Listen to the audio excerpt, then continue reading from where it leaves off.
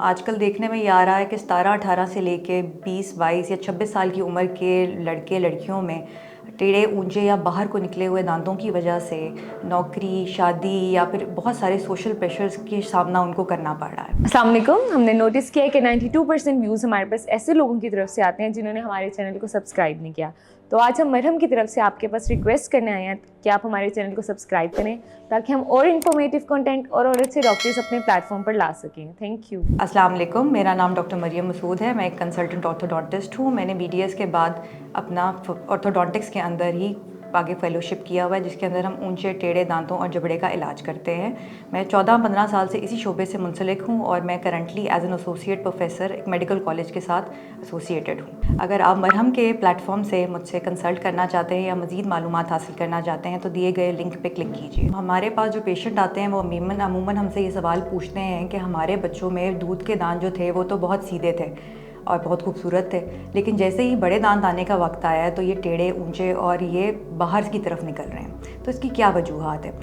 या अगर कोई पेस्ट है तो वो हमें बता दें ताकि हमारे बाकी बच्चों के दांत टेढ़े ना हों। इस बात को इस तरह से हम एक्सप्लेन करते हैं कि दूध के दांतों में खला होना एक नॉर्मल बात है, क्योंकि जैसे ही 6 साल की उम्र में छोटे दांत गिर के जो दूध के दांत होते हैं वो गिरते हैं और पक्के दांत आने होते हैं वो बड़े होते हैं। तो ये जो खला जो दूध के दांतों में होती है और जबड़े के साइज़ का इंक्रीज से ही जगह बनती है जो उन पक्के दांतों को अलाइन होने में या सीधे जगह के ऊपर आने में मदद देते हैं।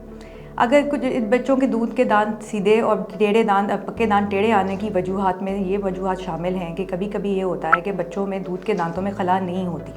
या उनके जबड़े का साइज़ छोटा होता है, या वो बच्चे इतनी ज़्यादा नरम ग़िज़ा का इस्तेमाल करते हैं और सख्त ग़िज़ा जैसे गाजर, सेब वगैरह का इस्तेमाल बहुत ज़्यादा कम रखते हैं, जिनकी वजह से दूध के दांतों पे प्रेशर कम पड़ता है, पट्टे खिंचाव में नहीं आते और जबड़े बड़े नहीं हो पाते। या इस तरह की कुछ हैबिट्स जिसकी वजह से कीड़ा बहुत ज़्यादा लग जाता है, या बच्चों का देर तक फीडर पीना, अंगूठा चूसना, चूसनी का इस्तेमाल करना, रात को मुँह खोल के सोना,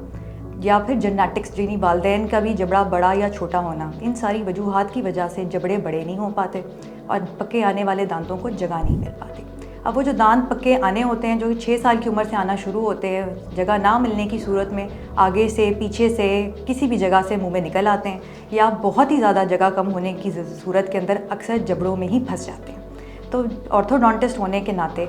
जो हमारा काम ही टेढ़े ऊंचे जबड़े से और दांतों के साथ डील करना है, मेरा मशवरा ये होगा कि आप अपने बच्चे के सबसे पहला चेकअप ऑर्थोडोंटिस्ट से 7 साल की उम्र में ज़रूर करवाएं, ताकि इस तरह के मसलों से और इस तरह की मसलों की नौयत के बढ़ने से बच्चों को बचाया जा सके।